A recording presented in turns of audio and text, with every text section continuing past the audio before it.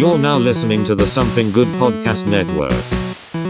Please press any key to continue.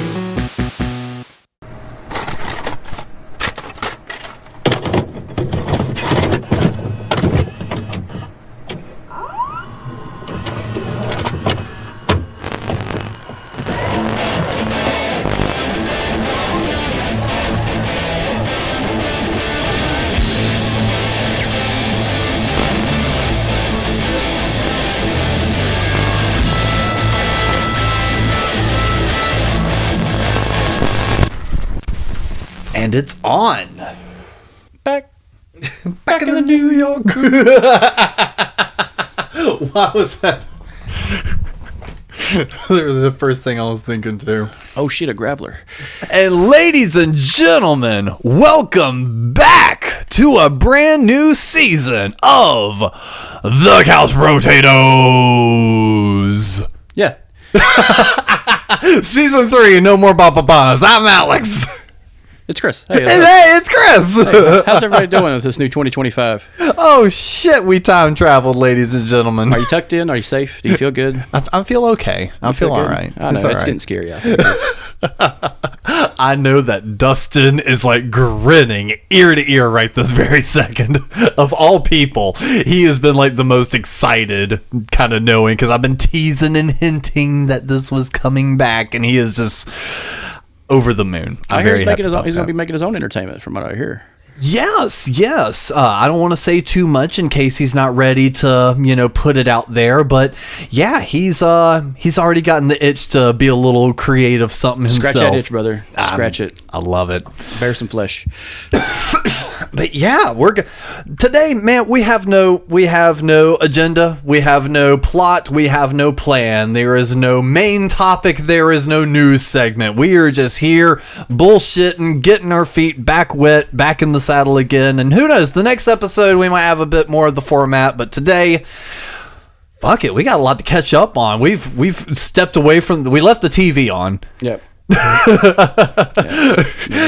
And in that time, just some crazy shit has happened, and one of those is Chris got a new job. I got a new job, and starting the year out right, man.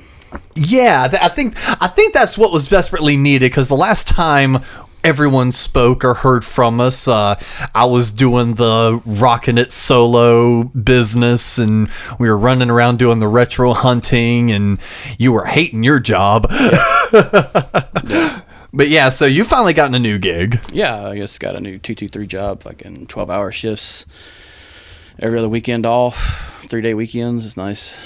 Finally get good money. That's the important bit, because before it at least felt like you weren't getting paid the amount of stress you were going through. Nah, man, 5-6 days a week, nights, man. Fucking, you ain't got no goddamn life. 1 day off is like half a day off. 2 days off is 1 day off. It's ridiculous, man. Night shift ain't for everybody, though. I will say that. You got to be a special breed to work from sundown to sunup. I couldn't do it. Yeah, I can. I can brave that one. The only problem is you got to time it just right where you don't drive with the sun in your eyes. That's the hardest part. I feel like the sleep schedule for me would be the worst bit. The sleep schedule, you got to make it work. You don't get your full 8 hours when you work third shift. You're running on 6, maybe 5. 4 if you're lucky. Yeah. Dude, I've woke up on, I'll tell you straight up, I have woke up on Friday mornings at 5 a.m., gone to work Friday night, and been up until about 10 o'clock Saturday morning, and then finally falling asleep. And you're talking about like 27, 28, 29 hours awake, because I get these third winds or second winds, when I'm at work, just like a quick 15 minutes nap on my fucking lunch break, and I'm back at it, man. It's fucking. I wish I was like that, man. If I take that 15-minute power nap now, I'm out. Yeah, I am down for the count. There's no coming back from that. Yeah, it needs to be manageable. It depends on your body until your body can't do it anymore. But man, I've worked third shift for so long, and I'm just so used to it. And your social life goes to dog shit. But this schedule is a little bit better because I get time off. Yeah, my schedule finally got a little better too. So it's like when I went from work, I was working one smoke shop, just basically being a key holder, and it's like, and then I did the no job for a while, and now I'm back at a different smoke shop, but now I'm actually a manager of a location, and it's a complete night and day difference. And a leader of men. yes, and like they actually listen to me, and it's nice, and they like me. Oh my god, I can't believe I'm actually the nice manager. Ha! Who would have thought? But no, that's been really nice, and especially for the fact that like you rarely get put on like a afternoon shift. 9 times out of 10, it's an all day shift. Yeah. So it's like from 9:30 to 8, and it's just like, oh, perfect. Work about 4 of those, then you're off for 3 days. Yeah. Yes. Yeah, that's always a good gig. Anytime you get like a 410 gig, it's always nice. My parents worked those. You're missing one key aspect, though, with your work. You're not customer facing. Not anymore. So you don't have to deal with the random ridiculousness that happens. Yeah, no, I hit the upper echelon a long time ago, the customer facing. I hit the top tier, brother. I've been to the motherfucking mountaintop. Okay. Well, listeners know. I mean, you've been blamed for many a thing being customer facing. Oh God. Baby killer, dog killer, husband killer. Yeah. Oh God. All because you couldn't cancel an account. Yeah. All because of that, man. All because I did not have the power of the CEO of a fucking $1 million company. Sorry. My bad, guys. It's all me. Well, other things you are missing right now, because I got out of used to seeing this because at my old smoke shop, we didn't have a lot of fuck shit going down, mainly because of our location and like even the kind of clientele. Like we were kind of expensive, so like a lot of regulars like stopped coming, so we didn't have a lot of foot traffic. My current shop isn't really just a smoke shop. I would say it's more of a lifestyle shop. They sell, the hookah and smoking devices, but then they've also got like rock t-shirts and patches and stickers. Do they sell like the fancy rocks? Yes. Oh, okay. We got all the fancy rocks and, the clothing and the jewelry and everything else. It's more of a hippie lifestyle. A couple of hemp sweaters on the rack. But plenty of the Bajas and all that shit. So you get every kind of person floating on through there. Never in my life have I witnessed a My Strange Addiction episode play out in front of my eyes. This lady who's been hanging out outside the shop, Jay and Silent Bob in it for about 3 minutes, about 30 minutes, decides to finally make her way in. And she is walking around the cases, like with the fancy rocks and stones, and is kind of just running her fingers across it. And she's kind of like obstructed a bit with like the hangers and shit, so I can't like fully see, but I know she's not stealing anything, so I don't give a shit. And eventually, I realize that she's walking around the store, wiping her fingers on stuff, and licking her finger. Oh, yeah.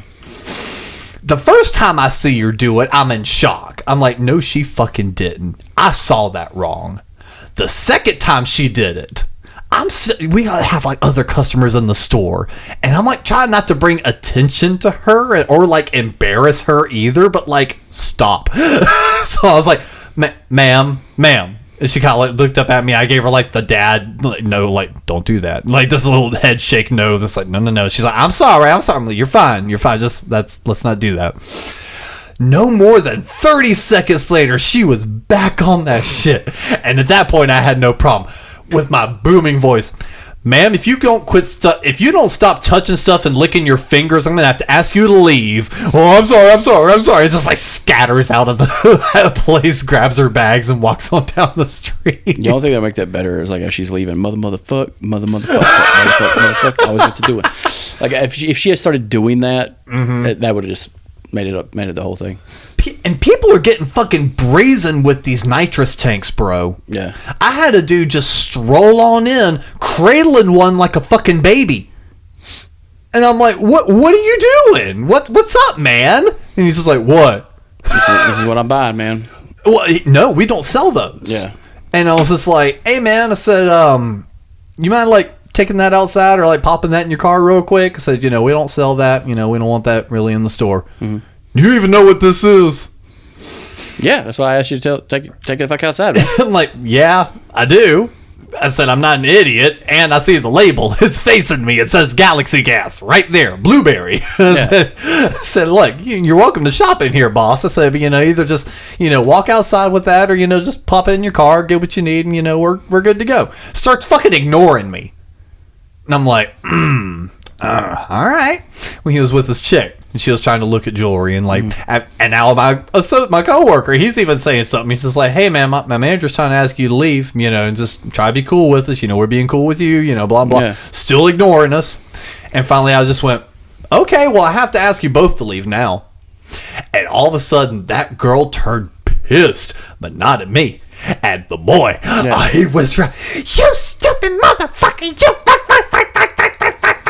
And he's just like, no, serve her, I'll leave. And both of us are having to stand on 10 and be like, no, I'm sorry, you need to leave. We gave you a chance. We tried to be cool. She came back about 10 minutes later, and of course we helped her. But apologetic the whole time. I am so sorry about him. I swear, blah, blah, blah, blah. And we were making just being like, yeah, that's why we don't sell that stuff here. We try to look out for the community and not tell a whole bunch of horrible stuff for people. Yeah, what the fuck are you breaking that shit in the... And again, it wasn't even like one of those tiny cartridges. It was one of those big ass fucking fuck you size tanks. Yeah. God almighty, bro. If you had one of the little canister somethings, I would have just looked at you and gestured for you to just put that shit back in your pocket. Just trying to ride that ride, man. But okay, but am I just ignorant? There's not much of a ride. It's like a 5-second high, and that's it. The same with crack. It's only lasts a little while. Right, but okay, here's my thing. All I do is smoke weed, okay? And that is all I have ever done, and that is all I ever plan to do. I've never done mushrooms, acid, pills, whatever else. It's never interested me. Coke, none of that. However, with that said, I understand cocaine. Mm-hmm. I unfortunately understand heroin. I understand where the addict's mind can come from, where they see that this is actually going to be a benefit to them in their life. I don't see the net positive on the whippet. You get a 3-second high and immediately kill your brain. What the fuck, bro? At this point, heroin genuinely might be better for you. At least it's not going to kill your brain every single time you do. Stop your heart. But so is fucking cocaine. You can step outside and get hit by a car, for God's sake. So it's just of all highs, why the one that's 3 seconds and kills your brain? I don't know, man. I'm more of a needle in the arm kind of guy, You are the healthiest looking heroin addict I've ever seen in my life. Hey, it's all about breakfast and much. But and actually, bullshit. You have a car. Yeah, but you can't be a heroin addict. But getting the medical grade, basically heroin when I'm in the hospital over some so I talk about this a lot, but when I go to the hospital and they ask you on the chart from 1 to 10 what's your pain. If I say it's a fucking 8, it's a fucking 8. Yeah. I've been under the knife long enough that many times to tell you that I'm not fucking lying. Recently, I went to the hospital because I had a pain in my abdomen. They didn't find out what's wrong. They said it's most likely you've strained yourself picking something up, which my job, I'm basically powerlifting bullshit. So yeah, I probably tore something, or not even tore, but pulled something on a light end. And I said my pain was a 3. You know what they gave me? What? 3 milligrams of Dilaudid. That is heroin. That is medical grade heroin in my fucking vein. I didn't ask for pain meds. I just told them what it was, and it was a 3, which is about on par with a migraine for me. And they gave me that, and I'm just because it goes in your veins, and your body is just. I think of how the most relaxed you've ever been. I'm talking about sunny day, taking a drag off a fucking new cigarette, not relaxed. It's 10 times that. That's what Dilaudid feels like at 1 milligram for me. And I am 295, 6'2". That's what that feels like. So 3, I exhale for what seems like 5 minutes. And I'm just like, but it felt like so long. And I'm just like, I've never felt pain again. Like, that's what that feels like. I felt about either like mental anguish, physical pain, a hangnail, nothing. Fucking nothing. And to feel that at a medical grade level is just topical. It's the tippy top, motherfucker. Like, and that was when I'm saying a 3. And they gave it to me. They fucking just straight up gave it to me. Because, that almost feels like malpractice. yeah, but it felt good. And like, I'm telling this to a friend of mine. And she's telling me she is at a 9 in pain. And they gave her a milligram, I think, of morphine. And I'm laughing because morphine is like the kiddie version. Is just like a Tylenol to me now. Like, just like inconvenient. And I'm kind of like, and like, you know, that's a common story you hear on TikTok and Instagram of women like pain being, nah, you can take a Midol. It's just like, no, dude, just go ahead and give them the good shit. It's okay. Because I've caught nurses slipping before. It seems like you just did when you said you have 3 and you got medical grade heroin. I mean, what the fuck? Nah, I've caught them really fucking slipping to where I hallucinated one time. And that was the only time I've ever hallucinated in my motherfucking life. Yeah. Do tell? In ways that won't, harm anyone or anything. Well, folks, when you're on dialysis, people consider you're going to die. And I was on dialysis for like 6 years, 6.5 years, 7. So if I say I was hurting, they'd put me right, brother. And this is before Obama made pills not cool no more. So I had a fucking prescription for pain meds, high dose pain meds, because I'm a big guy with a high tolerance for pills because of all the surgeries I've taken. So when a doctor says, hey, take some Tylenol, he's like, take the bottle, motherfucker. Like, yeah. Or just come on in. The water's we'll get fine. You right. The water's fine. One night they give me a double dose of Dilaudid, which anybody could know this, if you've ever been in the hospital or know somebody's been in the hospital, is right next to the hospice meds. Okay? It's just like the strong dose shit. Right. I caught them during a shift change. I told them I wasn't feeling well. They gave me the shot. And the shot, like I said, taking pain pills is different from getting a shot. Shot is fast acting. It's you're feeling shit within like 10 to 15 seconds. Even faster. Like, and you can taste, like, have you ever had saline injected in your vein? You can taste that. So you taste it. Okay? That adds to the experience. Okay? I am talking about an experience. I tell them, hey, I'm laying in a hospital bed. I feel like dog shit. I'm fucking dying, technically. So they gave me Dilaudid. And then the nurse comes in, a new nurse after shift change. She's like, hey, I heard your pain's kind of bad. We got a prescription here for your pain meds. So they gave me my pain meds on top, which is oxycodone. Jesus Christ. So I take my oxycodone with a double dose of intravenous drugs. 3 a.m. rolls by. I'm watching the Food Network because it's the only thing that's on. I'm like, man, that looks really good. I tell my mom, hey, look, that looks really good. And I blink a little bit, and I'm just like, wait, my mom's not here. What the fuck? I'm like, and I'm just like, oh, here it is. Like, I've planted the flag. Like, I'm done. I'm done. I'll just wait. And like, within like 10 hours of that, by 1 o'clock, they're like, hey, we're going to give you another dose. I'm like, okay. But I've already burnt through that double dose. I've already burnt through that potential OD. Like, but I'm not going to OD in the hospital because I'm fucking drugged up on saline and a bunch of other stupid shit. Right. But like, I'm close to that. Like, when pain meds make you hallucinate, you're tickling the edge. Yeah. I mean, I'm just pulling the Reaper's toe. You know what I'm saying? Like, but no, that's what it was like. And when I hear about the people, I feel so bad for other people who can't get help. Yeah, because it's like oh man, I broke my fucking arm, and they gave me some, Percocets to take home. I'm like, oh, that sucks because you're going to run out and your bones are going to start hurting. But I've never had like a withdrawal. I've never dealt with withdrawal. Well, that's good. I've never got to the point where I need to function with pills. Because like I don't take anything else. Like I don't take Tylenol. I don't take ibuprofen. I don't take aspirin. Like I just don't take it. Because they probably just don't do anything for you. They don't do anything for it, but I'm also building up my body to be able to take it and it work.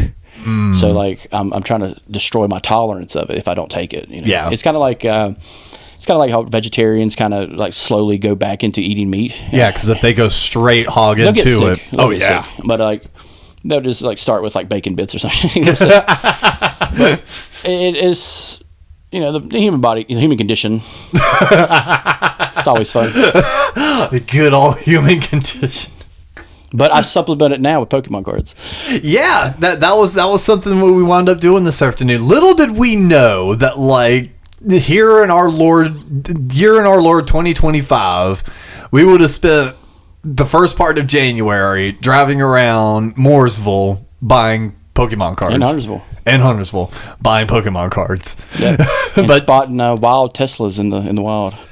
We saw more Teslas today than I swear I have ever seen in my life, including a Cybertruck. I see them all the time, man. I see the Cybertruck all the time. Charlotte has a few of them, but it threw me for a loop because, again, we were going through Huntersville and Mooresville, and I don't know. For some reason, it seemed like there was just a higher concentration of like just not Cybertruck Teslas, but just like the regular like S models and stuff like that. Yeah. More of those than I have ever noticed, at least in Charlotte. Yeah. And because the first time we noticed it was one guy royally cut you off like a major douche. Yeah. But like I see so many Cybertrucks where I'm at, which is in the city, it's Statesville, yeah. But there is a blue camo one that I see riding around a lot. A blue camo Cybertruck. Yeah. It's crazy. This is what happens when you give rednecks too much money. Yeah. Like, that's what they wind up buying with it. Like, no, we don't need them doing this. It's like some Mr. Beast shit. It's just like... Right? Like, that just sounds like some shit. Like, Mr. Beast would be the one that would buy the Cybertruck and paint it that blue and purple. It's probably one of his people running around North Carolina. That's probably what it is. Oh, and speaking of Mr. Beast, and I haven't talked about Beast games, my David Bowie tattoo has now been mistaken for a Mr. Beast tattoo. Does he have a lightning bolt as a... His logo is like a beast head with like a pink lightning bolt coming off the side. So and it's a blue tiger or like a blue cat like beast. So for the fact that this is blue and it's meant to be red, but you know how red pigment does in tattoos, it fades after a while. So it looks a little bit more fuchsia pink than like a red. How your skin holds it. Yeah, so it does look a little pink in the right light. So it's just like, nice Mr. Beast tattoo. I'm like, it just sounds like I'm too old to punch you in the face. It sounds like that bit with Shane Gillis talking about the Australian guy bullying him. Nice hat, fatso. That's what that sounds like. It's like, fatso.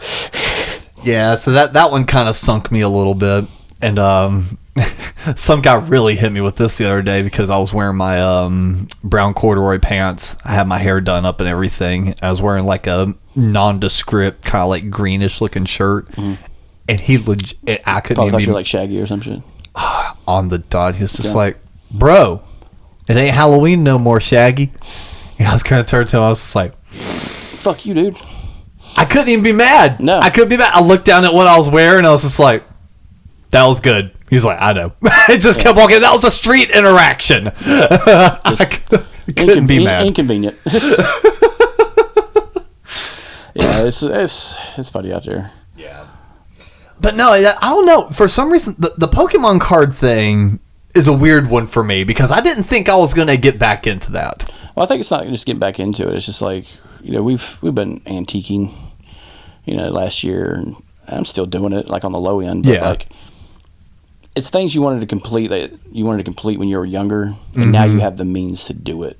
Yeah. So like if you wanted that Nintendo game, you can go get it. If you want to play that and share it with people, you can do that. You know, it's no different than our podcast, or just like we're sharing these things with people. Yeah. And if they want to listen, they want to listen. Hell yeah. But like at the back end, we can, you know, just get it. Yeah. You know, it's like when you're a kid, you're just like, you know what? When I get older, I'm going to get my own fucking shit. I'm going to have my own fucking thing.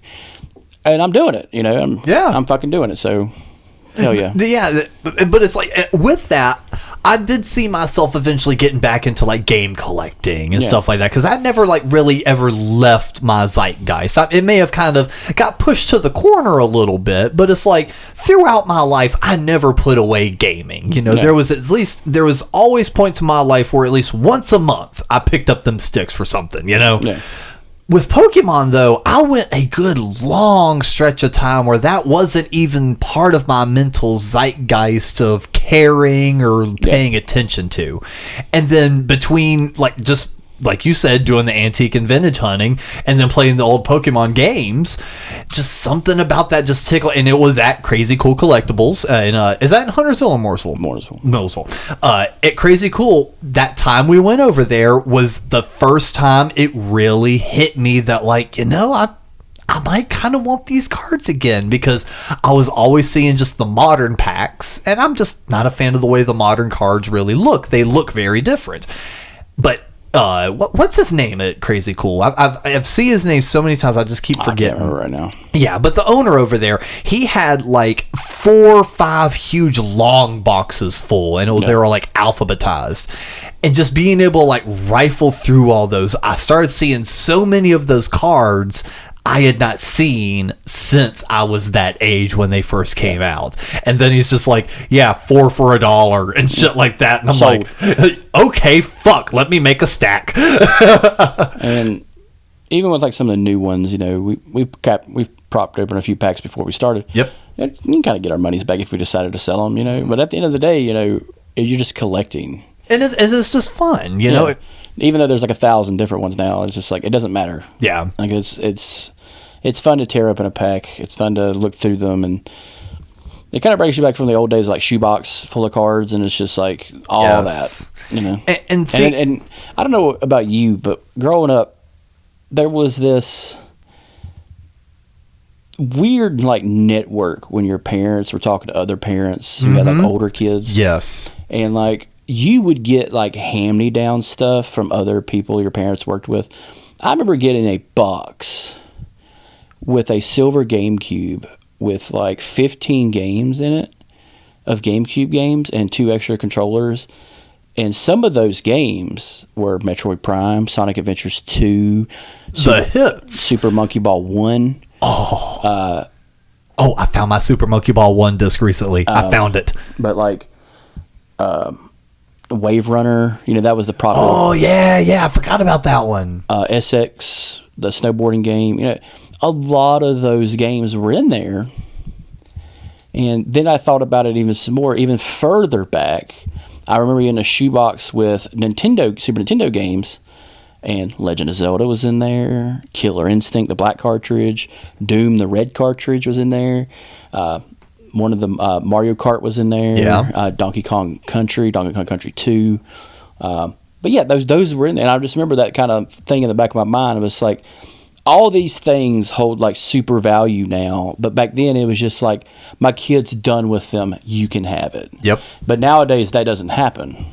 No, I mean, well, I wouldn't even say it's a nowadays. I would say that's been a change over the last even 10 years that's really swapped around. Well, it's no longer, a parent's going to give this away to another parent with kids. The parent is going to take their kid to Crazy Cool Collectibles. They're going to take their kid to Video Game World and use it towards something new. Yep. And I think, you know, it's a good thing because now it's a consolidated area, but like on the back end, it's just like, it's a false market.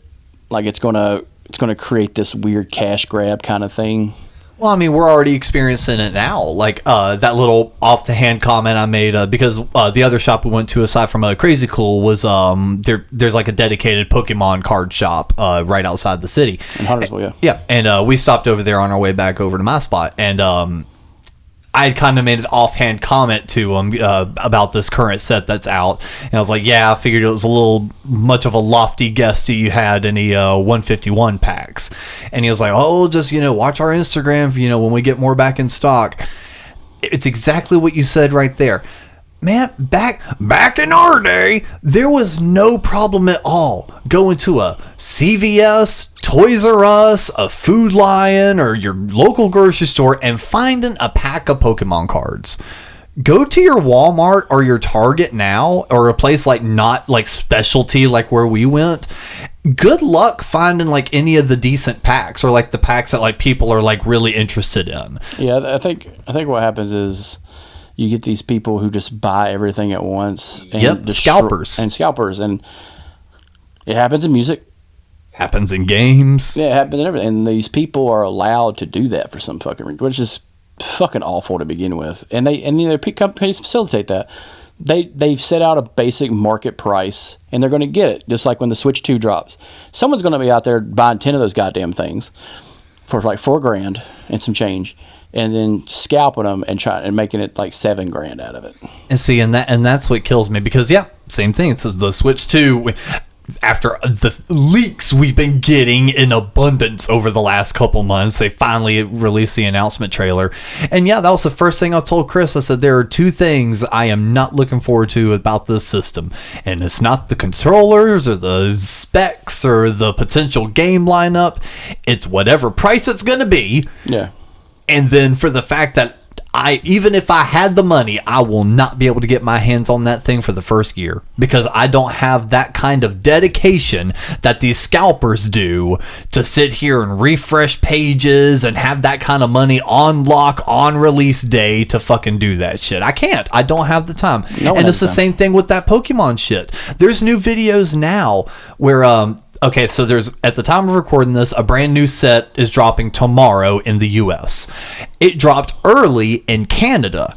There are videos of people just like demolishing these pallets and just like ripping it apart, like pouring it into their fucking carts and like running away like Black Friday type shit over Pokemon cards. And it's not even like, a re-release of vintage set or anything. It's just what the new set is going to be, so everyone wants their hands on it. And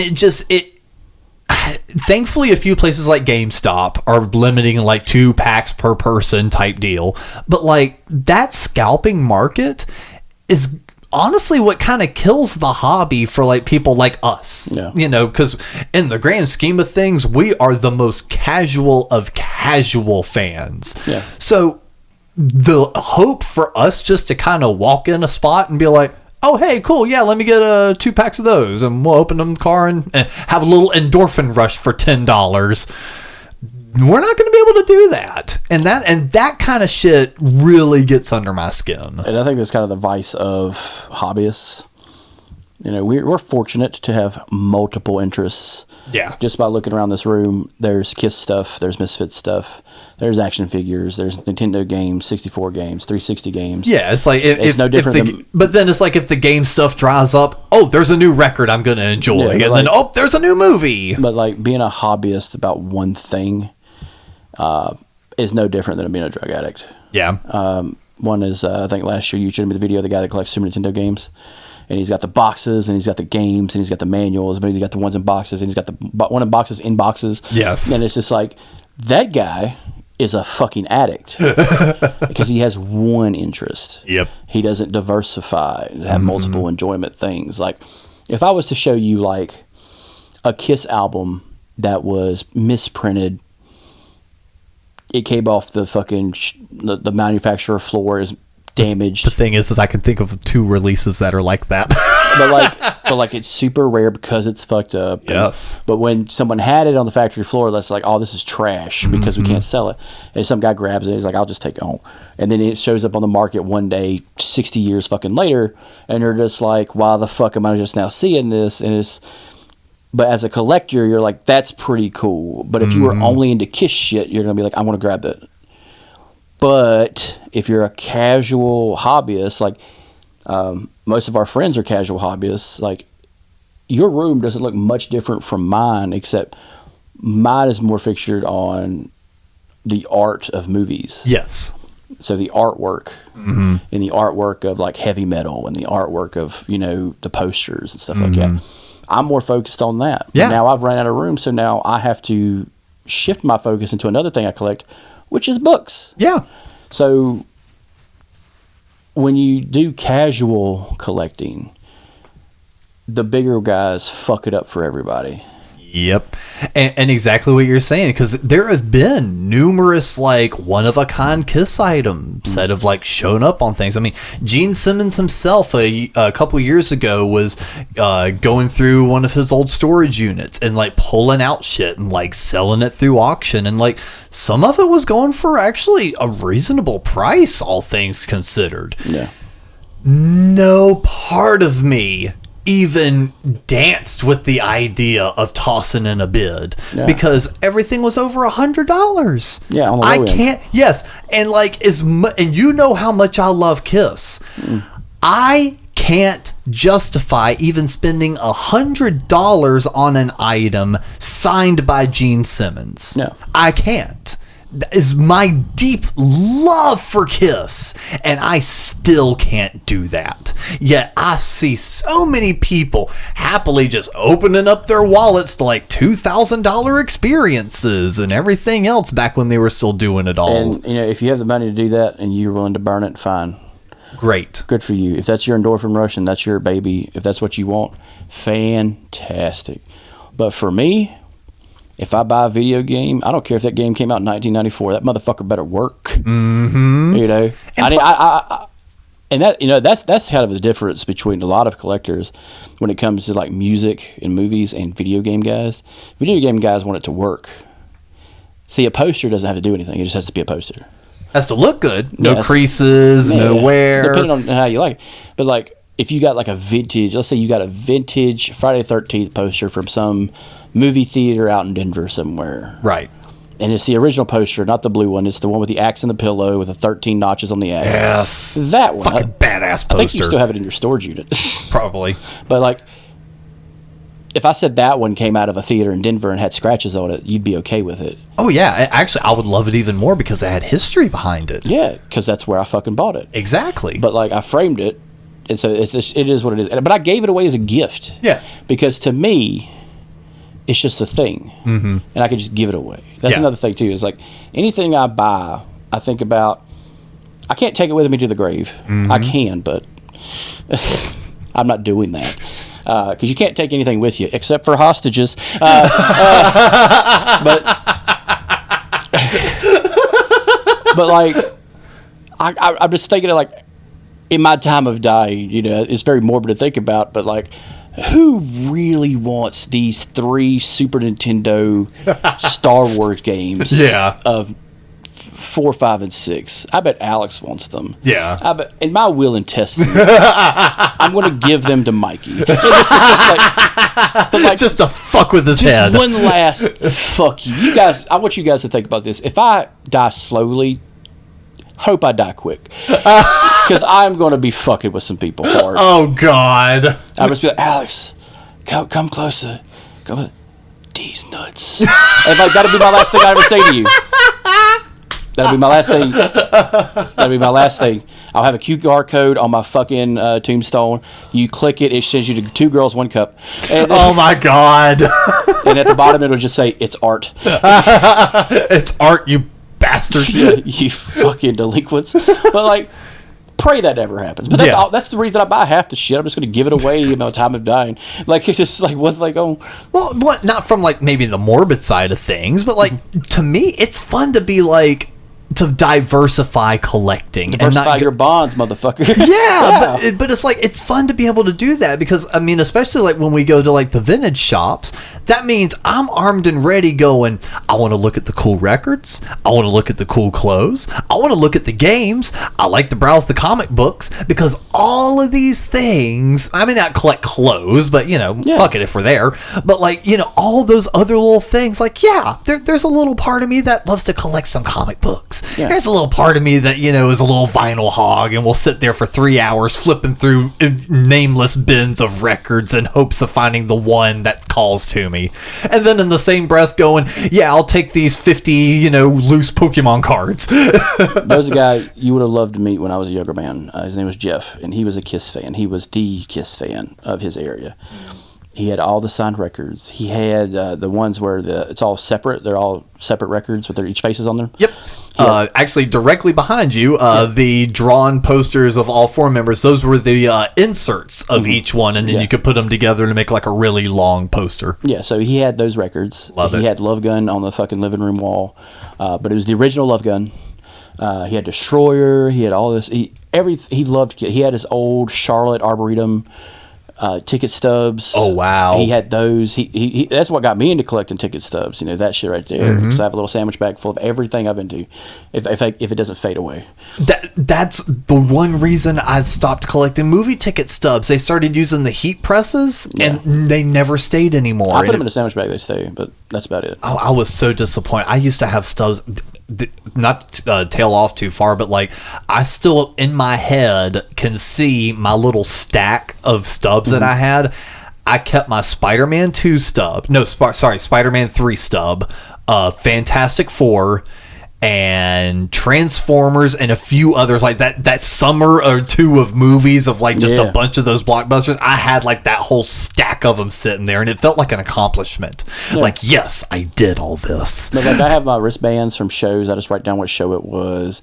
If it's the Rim, March 2023, or if it's the Milestone, February of 2016.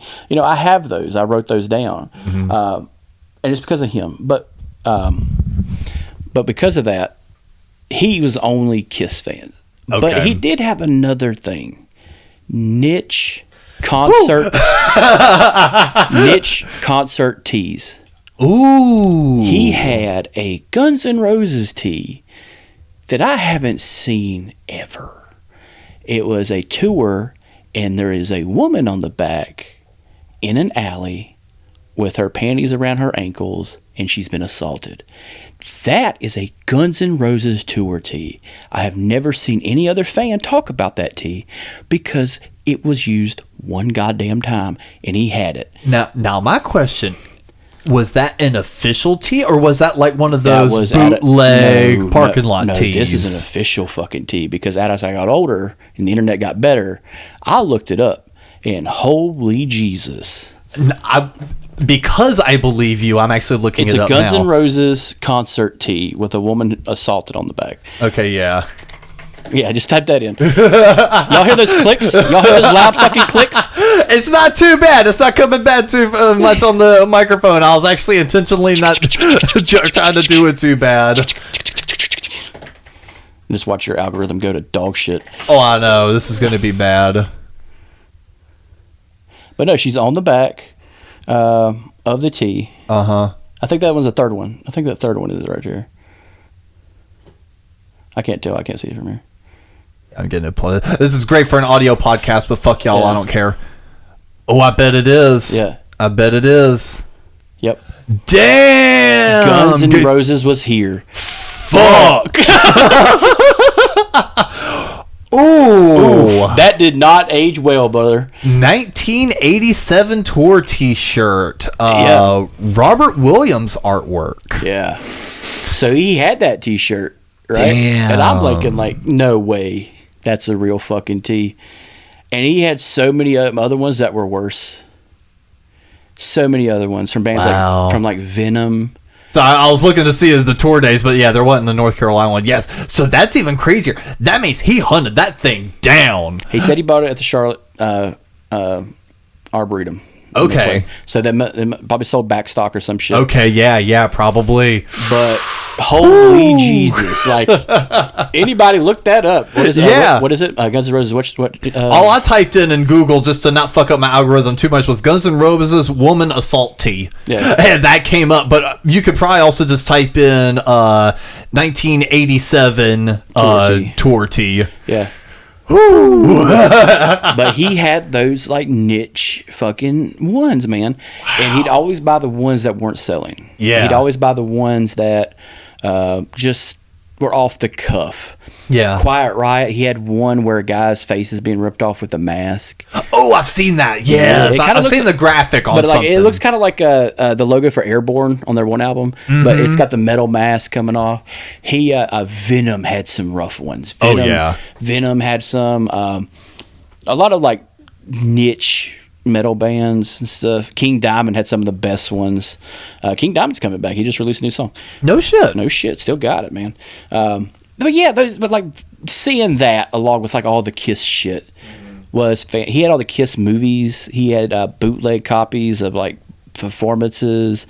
He had like TV specials where they appeared. He had the Mad TV recording on a VHS. Have a rock. Yeah. He had the Scooby-Doo ones just because. Yeah. But like, all the stuff they did. And that was his baby, man. He fucking loved that shit. And I mean, that was definitely my first obsession too, because I kind of pivoted back and forth. Like, I've talked about this a little bit on the stream, but I don't ever think I told this on the podcast. There was a very distinct moment that my Pokemon fandom kind of stopped. And it picked up right around the same time my Kiss fandom kicked into high gear.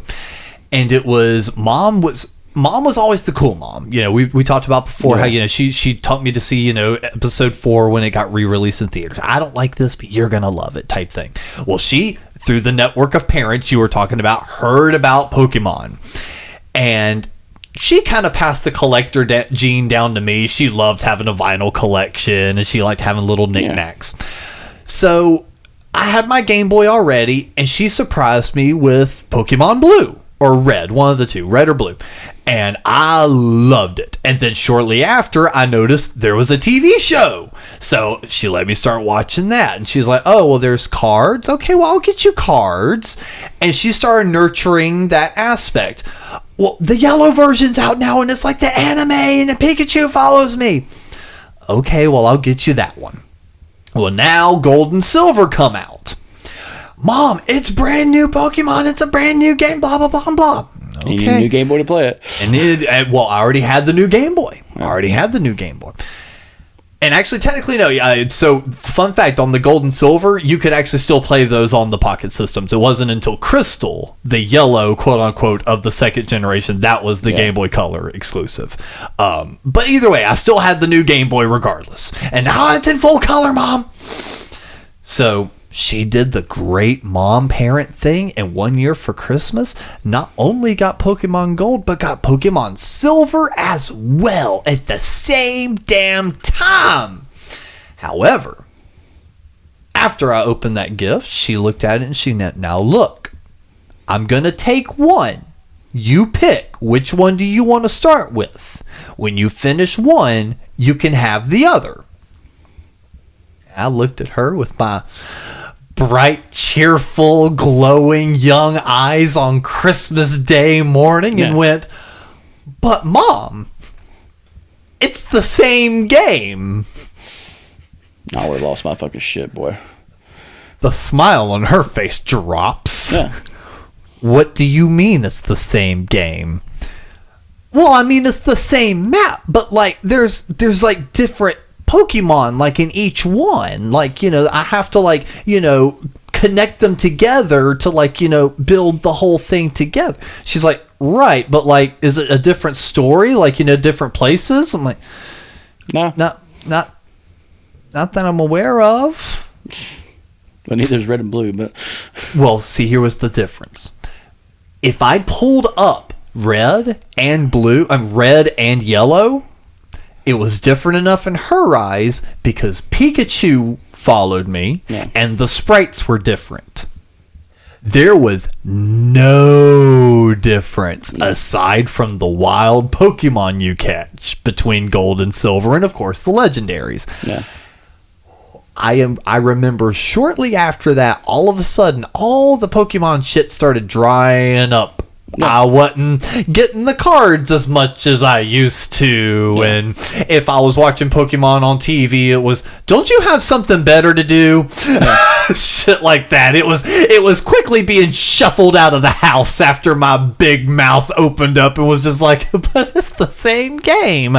She's sitting here going, I saved up $120 fucking dollars for you to look me in the eye. To look me in the eye and say, you bought me the same game twice. Yeah, see, I never had to, like, when it came to like collecting cards and stuff, my dad tried to get me into baseball and football, or baseball and basketball cards, because he's a sports guy. The original scalpers. But yeah, but there was enough leg room at the time where I got a crate full of cards, and I still have those crate full of cards somewhere. Like, I have them scattered about, and it was someone else's collection. It was another lady, her son's collection, and he didn't want it anymore, and so, at least I don't think so. And fucking they gave them to me. And my dad had a large collection of basketball and baseball cards already. Yeah. And I imagine if I cracked those motherfuckers open, they're in pristine condition in books, because we've never opened the books. Oh, yeah. But we have whole collections in a box somewhere in the house. Albums. I don't mean albums of cards that would outweigh you and me. Damn. That's how many we have of just sports cards. So when I started collecting cards, like Pokemon cards, I was playing a game with them. So my parents didn't really see them as the same thing. And then Yu-Gi-Oh came along. Yu-Gi-Oh was the standardized gaming of cards. You know, there's no easier game to play than Yu-Gi-Oh when it comes to playing a card game. Yeah. Magic, you need to be a tactician. You need to think about statistics on what you're going to grab. Right. And it's a harder strategy game. But even that game, that is something I'm kind of glad I never got into, was Magic the Gathering. But I will say, I did have a couple cards that looked metal as shit. Yeah. Because that was the cool thing about Magic. The artwork was done by so many guys. And they all kind of look like Molly Hatchet covers there. The first, yeah, they did. That was pretty fucking metal. You know? It was pretty fucking metal. Like Alice Cooper album cover, yeah. But raise your fist, yeah. Yell shit. But like when it comes to collecting, when it comes to Pokemon cards and stuff like that, you know, we get a joke out of it, you know, because of how weird they look now, and it's just like they're running out of ideas, even though there's a million fucking animals in the world they can just make Pokemon out of. But yeah, man, it was fun to go out and getting all these cards again. Oh yeah. And we always make that same mistake. It's just like, oh fuck, which ones do I need to make my? Because I'm trying to get the 151 base set. Yeah. As close to the base set as possible. If I can find reprints, I'll take the fucking reprints any day. I'm not trying to pay $800 for a fucking holographic card. I'm just like, can I get a reprint of it? Yeah, thankfully your reprints, you can. There was, I think it's during the XY generation. I think the card set is XY Evolutions. That is a reprint of the base set original cards. So you probably could find some stuff through there, but no, I agree. It's a pain in the ass. It is a pain in the ass to be able to find everything you need. And yes, we need to make a spreadsheet or make a list of the items that we're looking for, because I ran into the same problem. I thought I looked at my cards recently, but apparently I didn't, because I was like in Crazy Cool and then that Poke Card shop, sitting here like looking at these binders going, fuck, I can't. I'm not willing to risk $5. I'm not willing to risk $5 if I have that already. And thank God I didn't, because one of them I was hardcore staring down an Onyx. So I'm like, I don't know if I have this, but I love this card. It looks so good. I want it though. And as soon as I got back to the house, I popped that deck open and started flipping through. I'm like, yes, I did already have it. Thank God. The only thing that what kind of fucks you up is because of silver and gold. Those the pre-evolutions and post-evolutions of these characters. Pichu and Magby. Wigglytuff. Or no. You had Magby. Yes. And then you had Steelix, which is the evolution of Onyx. And it's like, and then you had variations of like EVs. Because like, I forget all about those cards. And those are the cards I don't see are the evolution of EV ones. No. Yeah. You rarely see it. Because those are all holographic, I remember. Yep. And all those original holos are gone, which is fine. I'll find one on eBay. It can be cut up. I don't give a shit. But I'm not going to pay like a graded card because I want to put it in a book. Yeah. Like that's the one thing I'm never going to buy is a graded card, in a case. I don't. Unless it's like a really good price. Yeah, if it's free, like $20 or something. Yeah, but even then, it's just like Jesus Christ, But that goes into like some other stuff too. It's like video games and stuff because I'm always checking to make sure it fucking works. I will like. It's so fucking shitty to buy something and it don't work, especially when it's video games. And see, and that's always my juggle when I buy on eBay. However, the stuff that I feel comfortable buying on eBay are like Game Boy systems, NES cartridges, and stuff like that. Because something like an NES cartridge, if I put that in the system and it doesn't work, and then I clean it and it doesn't work, I can open that up and look at it and be able to tell what's wrong. And at the end of the day, probably make a tiny little solder connection piece that's going to make it work. And then it's ready to go again. Yeah. But like, I don't know if I would trust like a lot of disc-based things without being able to test it first, especially something like a GameCube or like a PlayStation or Xbox. I want to be able to put a disc in, watch it boot up, watch it go, like when you bought your Xbox at the mall. Gotta make sure it works. That's why I was ready to be your fucking strong man. If he was the one to give you a lip of excuses, like, well, it may take a while. By that point, I was already walking up being like, they're not letting you test the console, Chris? I was already ready for it. I'd be like, oh no, I'll hang out here for the hour while it firmware updates. I don't care. I'm not letting my man walk out of here not testing his brand new console like this. I think about some other stuff too. Is it's like when it comes to collecting, en masse, what is your collection going to be? Are you looking for every Kiss action figure, or are you just looking for these 4? You know what I'm saying? Like, if that's, I try to limit myself on what I'm looking for. Like, as someone who's moved a lot in their adult life, I've lost a lot of things, so I'm able to have the money to find and buy those things back. Like books, like I probably have a library's worth of books somewhere out there in the ether, and so now I'm buying them back. I've read the book before. I'm just buying a new copy. I mean, yeah, that's the whole reason why I'm buying these cards is I was telling you on the ride back, I was just like, man, I said, it's so crazy, when I was like 16 or 14 maybe, my entire binder full of cards and like the foil packs that I meticulously opened from the top, being an ADHD kid, just being like, I don't want to rip the foil.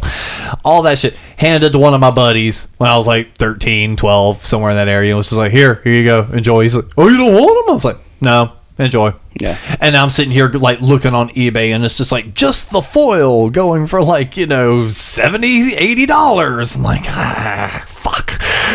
This is some bullshit. But I think the only things I've ever wanted complete things of have been like maybe a band's discography on vinyl. Be like, I love this band, so I want every one of their releases on record. But when it comes to the game stuff, I think, and this is going to be actually out of left field for actually the stuff that I've been like collecting and putting my hands on lately, I think the only thing I would want to get a complete set of everything on is the NES. Yeah. I would actually like to get every single game made for the NES. That's probably one of the few. It's like, I thought about that with Game Boy, but there are way too many fucking Game Boy games. Yeah. There's about maybe 500 some odd NES games. Yeah. And that's still ridiculous. However, I'm talking about between now and the end of time. Yeah. If I had it my way, I think it would be cool to be able to go, you know what? Look at that bookshelf right there. That is every single NES game ever produced. Yeah. That would be cool. Yeah. But outside of that, no. Band discographies and maybe every NES game. That's the only things I've ever considered collecting everything of. And like, it kind of goes into the thing of just like having it just to have it. You know, we live in a time of like streaming service subscriptions and stuff like that, where it's like, just get a pain in the ass. Like if I want to watch a movie, I have to get like 5 different fucking services, flick through all those motherfuckers, and I might see it without ads. Yeah, it's a pain in the ass, but I have it on DVD. So like, you know what I'm saying? And well, honestly, what do you think, not just for us, because we already know the answer for us, but as a society, do you think that people are starting to lean more toward physical media again? I think there's a small percentage of people that are doing it. Mm-hmm. There's a tiny uptick than there was before. Yeah, I think they're doing it because of the inconvenience of subscription services. But that goes into the evilness of ads, really. It is. It's like, so... Does she know she's an ad? Jimmy, you're thinking with your dick. No. But like, the original television, you know, where you had UHF and VHF, you know, ads started becoming a little bit more popular, right? Ads started presenting things. This is the thing about people don't understand about old television. Is like, back in the day, if you watched a show, it was Konica Minolta presents a movie. And that was the only time you ever heard that fucking phrase, the company's name, at the beginning of the movie. That was it. That's all you needed to hear. Holy shit, this fucking company sponsored a movie to be played on television. That's it. So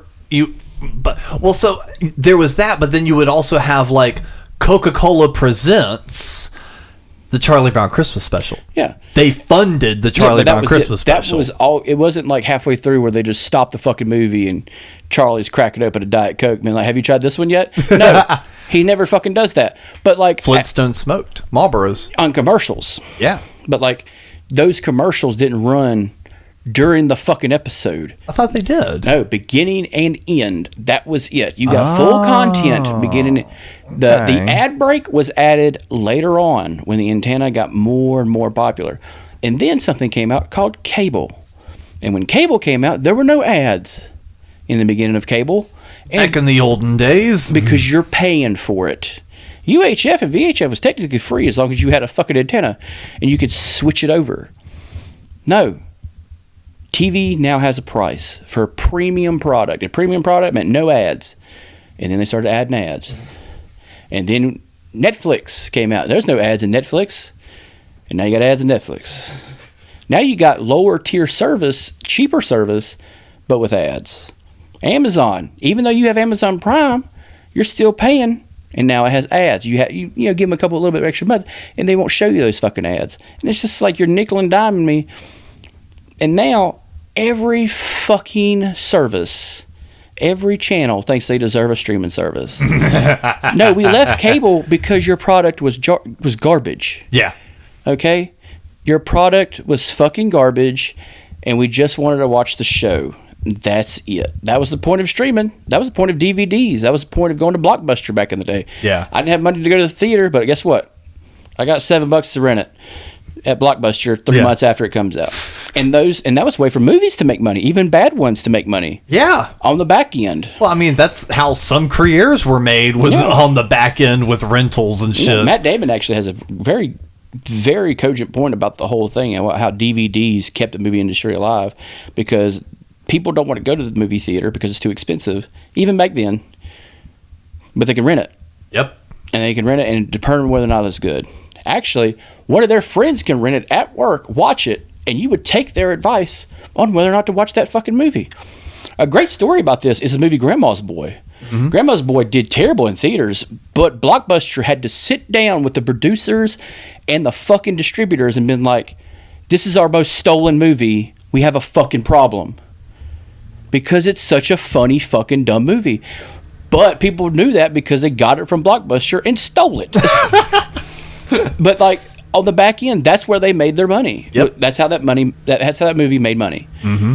Because of rental services. And streaming services in general kind of operate on a very sketchy kind of way, because you don't really know exactly how many streams is something to get unless we create a regulatory community. that determines how much is actually being done, like Spotify. That's not going to happen. That's not going to happen because some of these companies don't even operate within the United States. So why the fuck would they comply with that? We'll shut it down. But like, the problem I have with streaming services is, if I pay for a product, I should be able to limit and expand the product at my will, not theirs. If I want Netflix and I only want American-made stuff, I should be able to get only American-made stuff.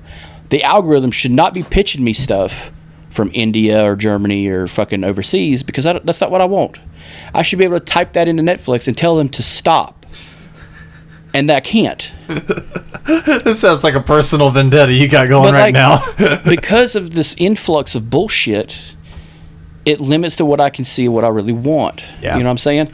If I want to watch Stranger Things and I finish it and I want to go back to watching it, I actually have to fucking hunt for it now. Like, I actually have to type it in because, oh, you've already watched it. Here's some other bullshit we made years ago that you're probably not going to like.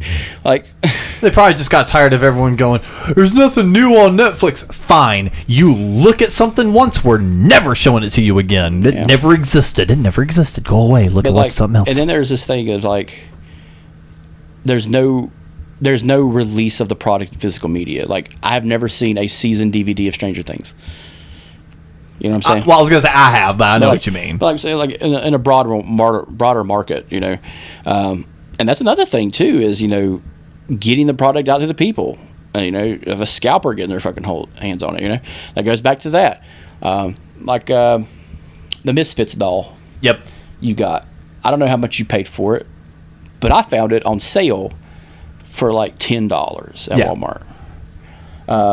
But honestly, I think I only paid $5 more because I found mine on discount as well. Yeah, but if I was to go on eBay and find it, someone's probably bought 50 of the motherfuckers, and they're selling them for 30 and 40. Yeah, because there's a whole market where they've destroyed it, and you can't find it. Well, I mean, the record market is just as bad because there's nothing dictating the true worth of a vinyl record. Yeah, nothing. Because, like, for instance, the Misfits vinyl collection market is ridiculous. I don't know where people are getting some of these quotes from, but, like, there are some records that were made, and, like, you know, with 500 copies or 1,000 copies, easily going for, like, a couple $1,000s. Yeah. And it's just like, what? What? No. Whereas I can go find a first press Ramones record for maybe $100 or $2. And like that seems a little bit more reasonable. Like, I still wouldn't pay that, but like that sounds reasonable. Like, oh man, this is a first pressing of the very first Ramones record. So like this is like the very first run of this band's music, and this is a nice copy for $100. Okay, that's a lot of money. Okay, fine. That would be my exchange on that. Anything outside of that, fuck you and your record prices. Yeah. Fuck all that bullshit. But that goes back to something we talked about a long time ago about quality of what you're buying. Because even though I don't play records, I would be fine buying a record because I can open it the fuck up and see all the cool shit that's in there. Because 90% of the time, records have some cool shit in them. Oh, yeah. Whether it be lyric stuff or just pictures, you know. It's not like a CD where you open it up and you pull that little flap out. It's just that one piece. Do you remember the first CD you ever bought? With your own money? I feel like I do. I just don't remember if it was with my own money, but I remember the first CD that was given to me that's like, this is your CD. It was about 20 years ago, and muggy, rainy Gaffney, South Carolina day, and we pull into this tiny little CD shop, and it had only been out for about a week or so. And Mom had bought me American Idiot. Yeah. And that was like the first CD. Because again, I had other CDs in my collection, but like she bought this and was like, this is yours. Yeah. I don't fucking want this. Yeah. And you open it up and you look at the little book inside. It probably had like a cool artwork behind the CD. Oh man. It felt... of course, it's like maybe a 6-page book, but when I opened it up, it felt like I had a novel in there, man. It's just like there was so much shit. There was like little cards, go to this website to get your Green Day ringtones, find your burnable CDRs with the new American Idiot graphics at Best Buy, shit like that. It's like, oh my God, this is fucking killer. I had $16, went to Walmart and bought Nevermind by Nirvana and Led Zeppelin 2.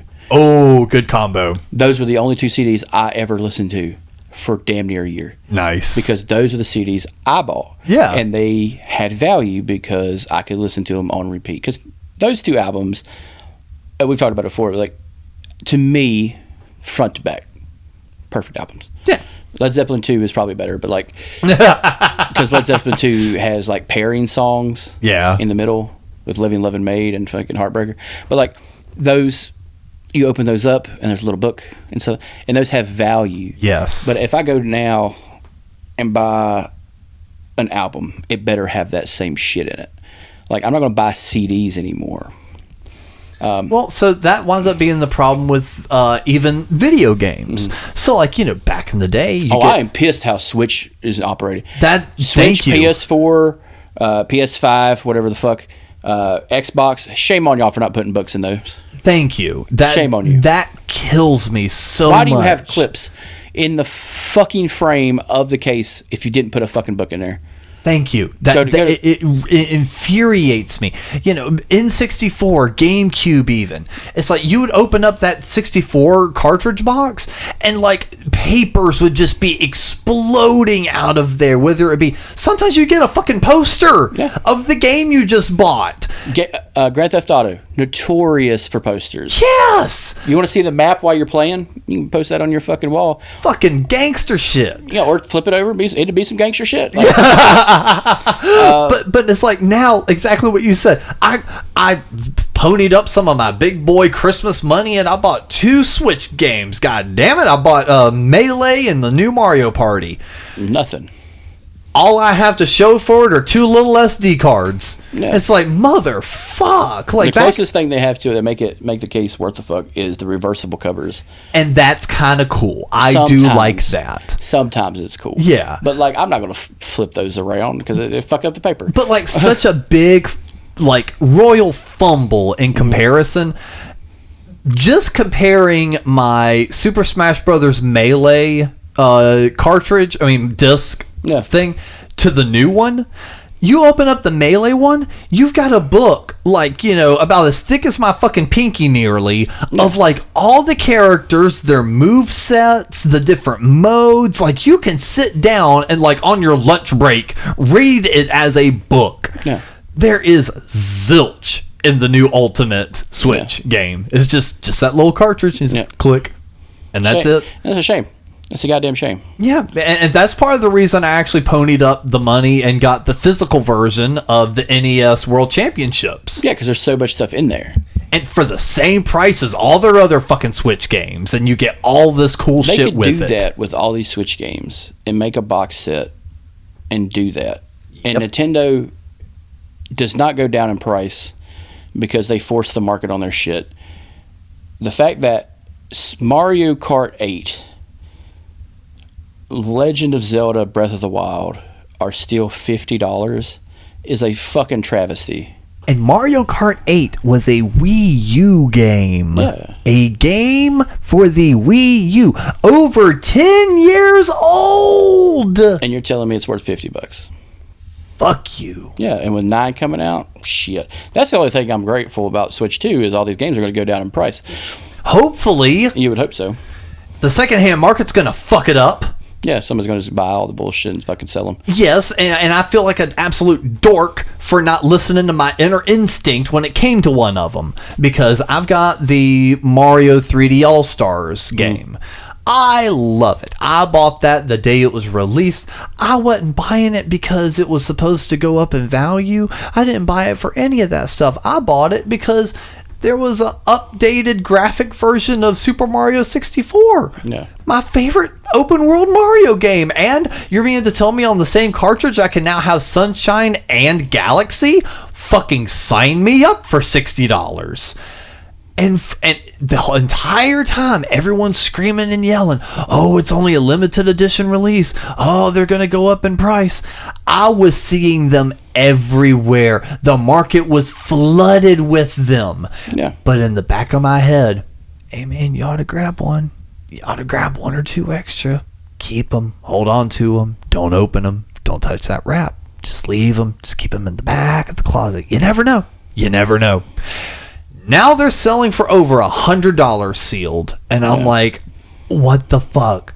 And that's the only times I ever get so annoyed by that shit, is like when the scalping market has ignored it. And I'm seeing a genuine moment to invest. And I just go, nah, I don't feel like getting stuck with 3 copies of the same game and then not being able to sell them later. Yeah. Well, it's like going into something we kind of enjoyed, Star Wars, the toys for episodes 1. Woo! The speculative market on that one. I had all those toys in package. I opened every fucking one of them because I'm a fucking child. But now I can go to like these antique places, or I can go to a Video Game World, or I can go to Crazy Cool and find them still in the package. I have 2 Darth Mauls, 2 different ones from 2 different sets for episode 1. Was one of the sets the cloth cape one, and he had like the motorcycle thing, or like his motor speeder? That was my favorite fucking one, man. Because I think he had a button on his back too, that if you did that, he had like his lightsaber thing, and his arms moved so the lightsaber went up and down. I have that one. That thing kicked so much ass. I have that one, and I have the other one where he doesn't move at all, where he just stands still. But I was able to buy those for $10 each, which is probably the same retail price they were back in the fucking 90s. Yep. Or 2000. But I also got a Jar Jar Binks. Yes. For you. Yes. And like, he is still proudly up on my wall somewhere behind over me. there. Yep, right over there. Beside the Misfits poster. Yep. But like, I was able to do that because they destroyed their old market, because they flooded the market with them. It's kind of like I was here listening to an old podcast that was talking about the death of Superman. And everybody rushed to buy 5 or 6 copies. And they're just like, oh, when you get older, this is going to put you through college. No, you dipshit, because everybody went out and bought 5 copies. Yep. Yeah, okay, so you know how much that comic's worth? 25 cents. Yep. But like, there is one comic I wish I still had, and it's the 9/11 Spider-Man issue. I know. But I'm okay, because guess what? I was fortunate enough to read that issue when it came out. Well, look at that issue. Yeah, there wasn't much reading. Yeah, but there were no words. there was words in there, but like it just wasn't a good comic technically. But like, it was the black cover. I'm just like, it was cool. I didn't know it was a 9/11 issue when I picked it up at a gas station, but I got it. So I have a very vivid memory about that comic too. So again, at about the time Mom was kind of trying to extinguish my Pokemon fandom a touch, she's sitting here going, how about comic books? Would you like comic books? Let's go look at comic books. If you like Spider-Man and Batman, you know there's Spider-Man and Batman comic books. Let's go look at those. And the whole time I'm just like, okay, but I'm taking my Game Boy with me. Yeah. But I still distinctly remember that. It's a shop that's actually still around, shockingly. I looked it up recently. Tangled Web Comics in Spartanburg, South Carolina. We went in there, and sure as shit, they had on the spinner rack that issue. And I was just like, what is this? And I remember picking it up. And the only reason I didn't get it, this is how much of a neurotic asshole I was as a kid. I didn't like the artist. Yeah. Whoever the artist was, I didn't like his style. Yeah. And I was like, yeah, I don't want this comic. I'll put it back. And now, like, looking at it all these years later, I'm like, damn, if I had gotten that comic, I probably would have never read it. I probably would have bagged and boarded it, and that shit would have probably been in mint condition to this day. Yeah, another kind of thing I wish I hadn't got rid of, but like, not really gotten rid of, but just forgot about, was some of my 25-cent little football helmets. Oh my god, I forgot all about those, because usually it came with a little sticker like inside the helmet, and you had to like peel and put it on there and shit. But it was like an individual sticker, and the helmet actually had everything on it. So actually, if you had went to IHOP, get this, if you had went to IHOP at where the cashier was, there was a little thing that you put the helmets on to determine divisions and playoffs. That's what those were for. They never synced those up with grocery stores or anywhere else. All they did was they put all these little fucking vending machines out in grocery stores and gas stations, and you get the helmet. But only if you went to IHOP would you get the placemat where they all sit on, and this little piece of cardboard that comes out, and you stick the helmet on, and as every week goes by, you move the helmets, and you place them on the thing. I didn't realize this until I was like 20-something years old, and I found one. It was all ripped to pieces a little bit. But I'm like, and it says NFL Playoff Bowl game. And it's just like, what the fuck is this? And I looked at the back, and it showed all the helmets. And this is before the Panthers and Jaguars. This is before the expansion league. This is back when the Houston Oilers existed. Yeah. This is back when the LA Rams were still in LA, before they went to St. Louis and then back to LA. Yeah. Yeah, this was what this was for. And it was for kids to keep track That's blown my fucking mind, because I've seen those helmets fucking everywhere, and I never thought it was for anything other than novelty. But you had to go to IHOP to get the little cardboard thing, and that's if they told you it was there. You're not a kid looking at the fucking register. No! But like, that's where they were. Wow. Yeah, but like, if you have that, and you have those original things, it's like, yeah, that's how you used to determine playoffs and shit like that.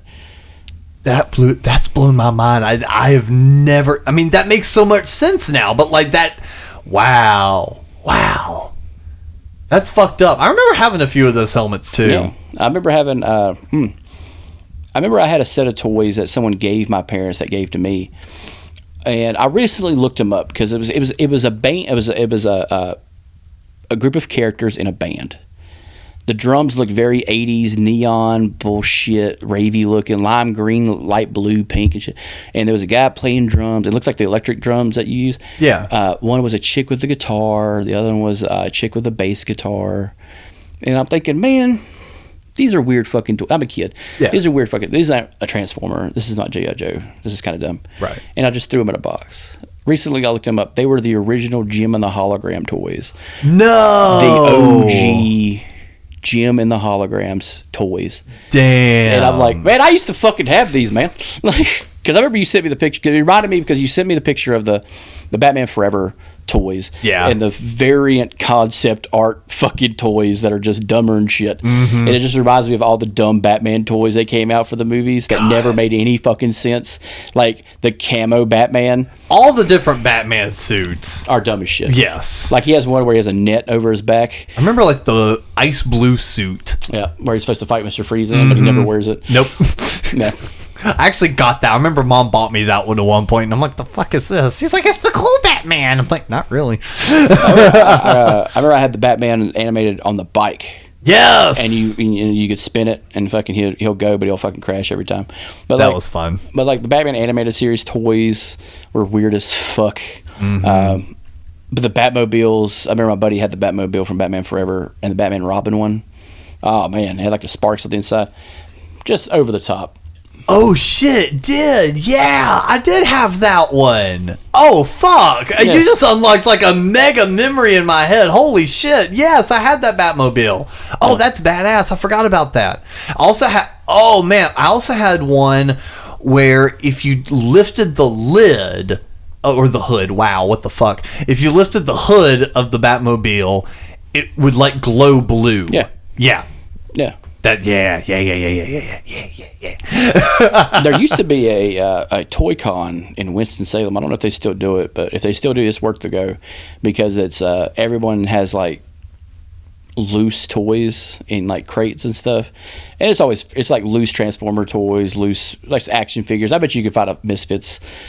That'd be fun as hell, dude. I bet they got Kiss shit there. Oh, God, yeah. Just loose hanging out. Kind of like those drawers they had at Rebel Moon. Mm-hmm. All those just loose toys. Oh, yeah. Yeah, I bet they have all that kinds of shit there. But this one guy, he had like the original Transformer toys on display. Damn. With the stickers still intact. And it's just like look cool as shit. Like the original like the partial metal ones that were still made of metal instead of plastic. Oh, yeah. So they actually made like a chink, chink, chink noise. Yeah, but like the wings were actually metal on a hinge. The plastic body was still plastic, but like some of the stuff on it was still metal, to give it some weight. But yeah, like those little toy cons are always cool because there's Optimus Prime I wish I could find right now that I used to have. Mm-hmm. I don't want the whole toy. I just want the Optimus Prime because that was the one that taught me how to take shit apart and put it back together real quick. Yeah. Because I had a screwdriver and I would just unscrew everything and take it apart, put it back together. A VCR taught me that. Yeah.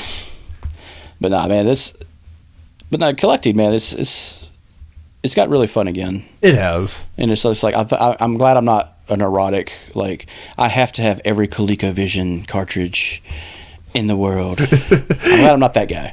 Yeah, and like I said, and my need for every NES game isn't like one of those like, oh my god, I have to have it. But it's one of those where it's like, okay, if I can just get financially stable to the point where I could like start buying, swaths of, bundles of collections, like, look on eBay, 10 NES games for $50. You know what? Yeah, fuck it, I'll spend $50 on 10 random NES games, shit like that. If I can get to that spot, yeah, I'd like to, but I can't get neurotic about it. Not so much games, but I would be more inclined into buying the console. Mm-hmm. So like having the NES, having the SNES, GameCube, Wii, not the Wii U, but the Wii and like the Switch, which I have most of these already. Yeah, I don't care if it's a reproduction. I don't care if it's a retro one or whatever. As long as I have them, right, it feels nice. And thanks to Eric, my stepdad, I literally, if you look right in front of you, now I do have that. I've got the NES, Super Nintendo, 64, the GameCube. Switch is in the bedroom right now because I was playing that the other night. And then the Wii is the little red glowing light right there because I haven't turned it on since I plugged it in. And you got the black one. The black one was cool. Oh, yeah. And that's modded with Homebrew. Yeah, I got the white one that's modded. But I think I took the SD card out, so I think I have to redo it. Yeah, I have to completely redo mine, too. The Homebrew software is on there, but it don't work no more. Yeah. But, like, even then, like, the cool different... I think they came on 4 colors: red, black, white, and blue. Yeah. Yeah. Same with the GameCube. Same with the 64. You get the lime, the green clear... I think the green clear one was later on. Well, with the GameCube, you also had the Spice Orange. Yeah. Mm-hmm. You had orange, black, silver, purple, blue, and then... white, I think. I think there is a white one. I think that was Japan only, though. But 64 had the green one. Green, blue. They had, like, all clear. The fantastic, clear ones, yeah. Yeah, they had all those. Super Nintendo didn't really change much. Mm-mm. The controllers did later on. They had the color controllers, which I'm kind of curious if that's what they're going to do with the Switch 2. If they're going flat black or they're going to make a variant with like multicolor. Because why? Maybe different color buttons. Yeah, but like you don't need to make it look like a Steam Deck. That is really what it looked like. Don't make it flat black. At least when you made the Joy-Cons for the first one, they were red and blue. Give us a green and red like a Mario Luigi. Like give us one of those. Well, it's a blue and orange. But like what I'm talking about, like accents for the Switch 2. You know, instead of flat black, give us a Mario red and Luigi green. Or Dead CEO red. Princess Pink Peach. Yeah, whatever. Well, I just, Linda Peach shoots Cindy CEO at Costco. But no, you're right. It has been really fun to kind of do the retro and vintage hunting again. And who knows? We kept threatening it late last year, and maybe we'll actually do it this time where we actually go through and actually film some of our retro hunting if we go to like a flea market or one of those places. And we went to Crazy Cool. We kind of chatted with the owner there again, and he seems really down to even possibly do an episode of the podcast with us. I'm still on the hunt for a modded 1911 Colt 45 Nintendo Zapper. It shoots real bullets. It kills real ducks. Mine only shoots infrared rays right now. I didn't bother to look for the cowboy one. I didn't bother to look for that one on eBay. Yeah. The revolver one. I got a fun video for you to watch then where someone actually breaks down all those different ones because we were sitting here going like, what's up with all these different ones? I found a video breaking them all down. Yeah. There's a gray one, an orange one. There's one that looks like a revolver that you have to pull the hammer back. I'm assuming it's for wild arms. Chick, motherfucker. Yeah. But it's just fucking great. But I still haven't. I've cracked open my championship edition. Mm-hmm. I still haven't played any of it. You're gonna have fun playing it. Yeah. I really think you are. Yeah, I love the fucking pins. The pins were fantastic. High quality. Great. Beautiful. High quality. It makes me want to get like a pin board. Yeah. But then I don't need to start another collection thing. I don't need something else to collect. I do. Just filling these little cracks because I can't. I'm running out of wall space. I'm gonna have to like Tetris all my posters because all mine are framed. Right. And I have all these framed ones from Crazy Cool. I think I did a count. I think I have like 14 Damn. from Crazy Cool. So I'm Nice. gonna go out there, bring my receipt, and be like, I want tickets corresponding I want the M&M. with the $400 I've spent in this place. 'Cause that's probably about how much I've spent in there. Is about $400. I should walk out there with that yellow M&M on my back, full of M&Ms, Because fuck you. and really bring my room together. But nah, I definitely think it'd be fun to kind of, because especially Dustin, he was even saying, he was just like, man, it was so cool hearing about you guys' like retro hunts and stuff like that. So I think even kind of giving a visual eye into that would even be cool, especially when we go to like that Mooresville one. That really big Antique mall, yeah. Antique mall. Before they closed, That yeah. place is fucking awesome. I bet if we was to ride up to Dustin's neck of the woods, I bet he's got some wild one. Ohio's got some weird shit in the back end. Plus, there's the Rock and Roll Hall of Fame. I kind of want to see. I mean, if we want to put the pedal to the metal, I mean, it's about time for another Couch Potatoes road trip special. I'd ride to Cleveland. Fuck it, let's go. It's a drive, but yeah. It is. Well, that's the cool thing about my current job. I get vacation days, dude, so I actually have the freedom to like go do things and still be paid. At least you get that. It's actually really fucking nice. I just gotta get the rest of my money right. Yeah, that's the problem. Yeah. Well, have we missed anything? Rest in peace, Jimmy Carter. God damn it. I know 2024 couldn't get out of there Fast enough. Yeah. It was just like, ha bitch. Got you. Rest in peace, Jimmy. Bob Uecker died. He's the greatest, one of the greatest sports announcers of all time. And David Lynch.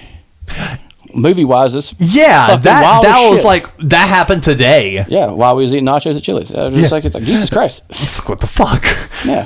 Nothing but ripping packs and eating Chili's. Man. Pokemon. Damn it, we're back, baby. Oh, man, it felt good. Just picking through some Pokemon binders, listening to Nickelback, and Three Doors Down. I know, That dude had the 2003 playlist, baby. on lock. He had that fucking Invasion of Iraq soundtrack, baby. Like, hell yeah, man. I was just waiting for hold me down. I'm 6 feet from the edge and I'm Oh yeah, that's my jam. That's on my playlist right now. Hell yeah. Get that, some Seether. Ooh, some Crossfade. Hell yeah. Perfect Circle. Any other ones I can name that sound all the same?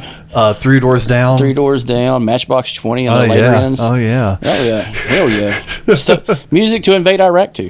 Hell yeah. Praise the Lord. Yeah. And pass the CD. And God bless. Some Godsmack. Oh, pulling the deep cuts, baby. But no, we are back. Probably not every week. Maybe closer to every other week. And possibly even longer episodes. That's the plan. Kind of even digging into that. This was a good kind of getting the feet wet, letting the folks know, hey, motherfuckers, wake up. That little notification wasn't for nothing. It was to let you know we're back in a big bad way. And it feels good. It feels good. Check out Fistful of Quarters on YouTube. Yes. And that interim, I've also been doing some YouTube streaming. That's kind of re-sparked my Pokemon interest. And I'm playing the Game Boy games right now. So if you want to see me do that, hop on over to the YouTube. And all these episodes, both past, present, and future, are now mirrored on our YouTube. So definitely hop over there and subscribe to the YouTube page, because you'll not only be getting updates on the live shows, you'll be getting updates on video content and when podcasts drop from all the network shows, including Those Fucking Guys and Couch Potatoes. And I'm still working on trying to get something good for you going. I just haven't wanted to talk to that guy because I told him I'd do something for him months ago and I still hadn't done it. So like the next time I talk to him, I want to be able to say, hey, I did the thing, by the way. So that's my bad. But no, we're building the network back up. 2025 is looking pretty good, and I'm feeling good about it. How about you, Chris? I'm getting there, man. I'm trying to get that 151. You know what I'm saying? But for this episode of the Couch Potatoes, I've been Alex, and Chris, do you have any sort of final thoughts for us? I ordered bottomless chips at Chili's. It only got one thing of chips. I thought about that as well. Like, they should have at least given us one, like, courtesy refill. It's ridiculous. Fuck Chili's. Fuck Chili's. Never made it as a wise man.